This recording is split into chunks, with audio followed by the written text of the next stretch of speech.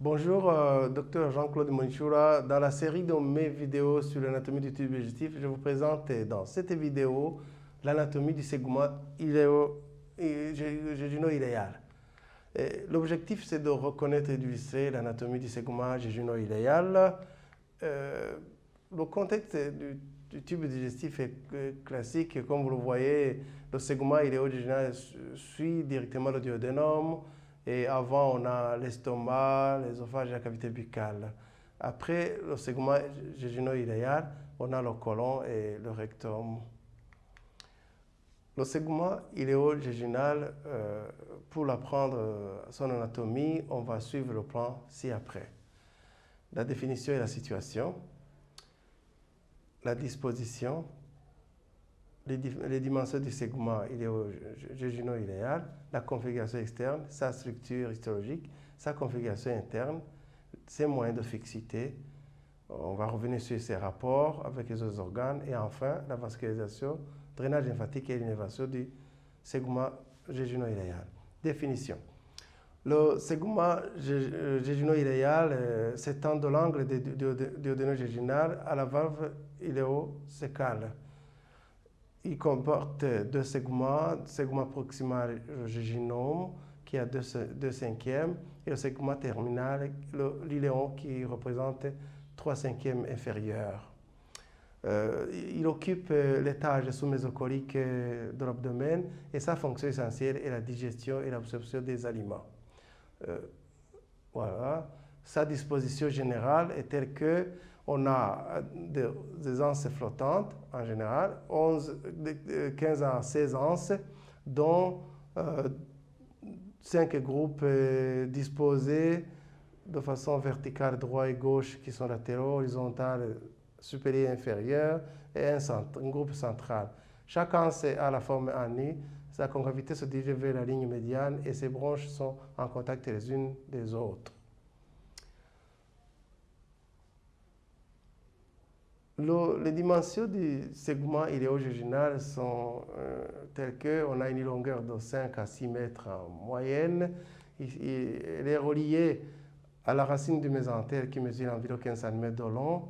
Et son calibre diminue progressivement, 4 cm au niveau du jéjunum et 2,5 cm au niveau de l'iléon. Pour sa configuration externe, c'est un tube creux, cylindrique, sa surface externe est lisse et rosée. Le jéjunum est plus épais, plus rouge et plus vascularisé que l'iléon. À la coupe, chaque anse présente deux faces convexes et deux bords. Un bord libre dans la cavité abdominale antérieure et convexe, un bord adhérent au mésentère postérieur et concave. La dernière anse s'abouche dans le côlon ascendant par la valvule iléo-cécale. Pour sa structure histologique, on a 4 tuniques qui sont disposées de la superficie vers la lumière, en commençant par la séreuse, qui est suivie par la musculaire externe qui est longitudinale et interne qui est circulaire. Après la musculaire, on a la sous-muqueuse qui héberge les vaisseaux et la muqueuse qui présente des glandes de l'ubercone. Pour la configuration intérieure, le segment jéjuno-iléal présente des villosités, des follicules clos groupés en amas qu'on appelle les plaques de Peyer, des plis semi-circulaires dont le nombre va en diminuant. Pour les moyens de fixité du segment iléo-jéjunal, l'iléo-jéjunum est très mobile et fixé uniquement au niveau des extrémités et par son bord adhérent à la paroi abdominale postérieure par le mésentère qui présente deux faces antérieure et postérieure, un bord libre intestinal suivant les sinuosités des anses intestinales, un bord pariétal qui correspond à la racine du mésentère, adhérent à la paroi postérieure abdominale et sa longueur d'environ 15 cm comme on l'avait déjà dit avant. Une extrémité supérieure qui répond à l'angle duodéno-jéjunal, répondant à l'angle qui forme un point très fixe, et une extrémité inférieure répondant à la jonction iléo-cécale. Pour ces rapports, Le segment occupe une large partie de la cavité abdominopelvienne, plus étendue à gauche qu'à droite. En avant, on a la paroi abdominale antérieure et comme vous voyez, ça c'est le muscle droit de l'abdomen et le muscle large, et avec un grand épiplomb qui couvre les anses intestinales. Et en arrière, on a les organes rétropéritonéaux, la paroi abdominale postérieure. Plus à droite, on aura, plus en haut, on aura un côlon transverse mésocolon. En bas, c'est le côlon iléo-pelvien, le rectum, mes organes génito-urinaires. À gauche, on a le côlon descendant et la paroi latérale de l'abdomen. À droite, c'est le cécum, le côlon ascendant et la paroi latérale de l'abdomen. Pour sa vascularisation, on a des artères du jejunum-iléon qui sont nombreuses, comme vous voyez, 12 à 15 artères environ. Et le nerf de l'artère mésentérique supérieure chemine dans le mésentère et se divise et s'anastomose entre elles en formant la première série d'arcades, plus vers le centre.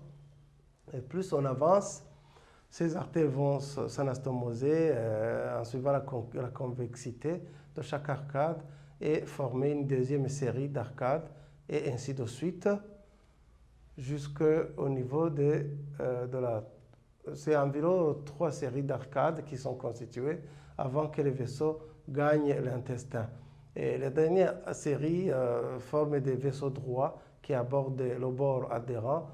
Et ces vaisseaux se divisent normalement en branches antérieures et postérieures destinées à la face respective du tube digestif.